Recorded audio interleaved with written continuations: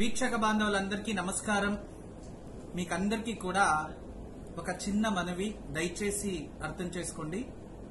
రేపు మనకి గ్రహణాచరణ లేదు. ఏదైతే ఈ భాద్రపద మాసంలో శుక్లపక్ష పౌర్ణమి చంద్రగ్రహణము అని అంటున్నారో అది భారతదేశానికి గోచరిస్తా లేదు. కేవలం దక్షిణ అమెరికా, ఉత్తర అమెరికా, అట్లాంటాలో మాత్రమే కనబడుతూ ఉంటుంది. ఎక్కడైతే గ్రహణము జరిగే సమయంలో అటువంటి లహరీయులు అంటే ఆ రేస్ ఎక్కడ పడుతుందో, ఎక్కడ కంటికి కనబడుతుందో అక్కడ మాత్రమే దాని ప్రభావం ఉంటుంది, కానీ భారతదేశంలో లేదు. దీన్ని మీరు దయచేసి అర్థం చేసుకోండి. మరొకటి మీకు అర్థమయ్యేలా తెలియచేయాలి అంటే ఒకే విషయాన్ని తెలియచేస్తాను. మనం ఎక్కడో గ్రామంలో నివాసిస్తూ అక్కడ ఒక దీపమో లైటో వెలిగిస్తాం, దూరంగా ఉంటాం. అక్కడికి ఆ వెలుగు కనబడాలి అనుకుంటే కనబడదు. అర్థం చేసుకోండి. ఎక్కడ లైట్ లో మనం ఉంటామో, ఎక్కడి నుంచి అయితే మన రేస్ అందుతుందో అప్పటిదాకా మనకు కనబడుతుంది, మళ్ళీ కనబడదు అది. అదే విధానంగానే ఎక్కడైతే సూర్యులు చంద్రుల వల్ల మనకి రాత్రి పగులు అనేవి కనబడుతూ ఉంటాయి, భూమి తిరుగుతూ ఉంటుంది. మనకి ఇక్కడ గ్రహణం జరుగుతూ ఉంది అన్నప్పుడు వాళ్ళకు కూడా అక్కడ గ్రహణము కనబడుతుంది అంటే ఖచ్చితంగా అక్కడ వాళ్ళు ఆచరించాలి, ఇక్కడ వాళ్ళు ఆచరించాలి.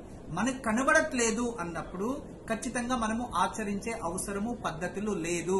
ఇది పంచాంగంలో, పురాణాల్లో అన్నిటి నుంచి వచ్చింది. మీరు ఒకటి ఇంకోటి తెలుసుకోండి. దానికన్నా సూర్య చంద్ర గ్రహణము అన్నప్పుడు మన కంటికి కనబడేది ఒకే సూర్యుడు, అవును కదా. దీని వెనుక బ్రహ్మాండంలో ఇంకా 11 సూర్యులు ఉంటారు. టోటల్ 12 సూర్యులోని మనకు కనబడుతున్నది ఒకటే, ఇంకా 11 కనబడట్లేదు. బ్రహ్మాండంలో అలా సూర్యగ్రహణాలు ఎన్నో జరుగుతూ ఉంటాయి, కానీ వాటిలన్నీ మనం సిద్ధాంతాలు పాటిస్తలేదు కదా. కనబడే గ్రహణానికి మాత్రమే ఇక్కడ ప్రాప్యత. అదే విధానంగా చంద్రులు 16 చంద్రులు, మనకు ఒకే చంద్రుడే ఇక్కడ కనబడేది, భూమికి దగ్గరగా ఉండేది. అలా ఇక్కడ జరిగిన ఒక గ్రహణం, ఆ లహరీలు మన ప్రకృతి పైన పడితే అక్కడ మాత్రమే ప్రకృతి వికోపాలు వస్తాయి. దయచేసి వీక్షక బాంధవులందరూ కూడా దీన్ని అర్థం చేసుకోండి. ఎవరు భయభ్రాంతులు అయ్యేదొద్దు, ఎవరు భయపడాల్సిన అవసరం లేదు. ధైర్యంగా ఉండండి. ఏ నక్షత్రము, ఏ రాశి ఇటువంటివి ఏమి ఆలోచించేది వద్దు. ఇటువంటి ఎవరో ఏదో చెప్తున్నారు, భయపట్టేస్తున్నారు అంటే ఖచ్చితంగా అవన్నీ కూడా మూఢనమ్మకాలు అయిపోతాయి.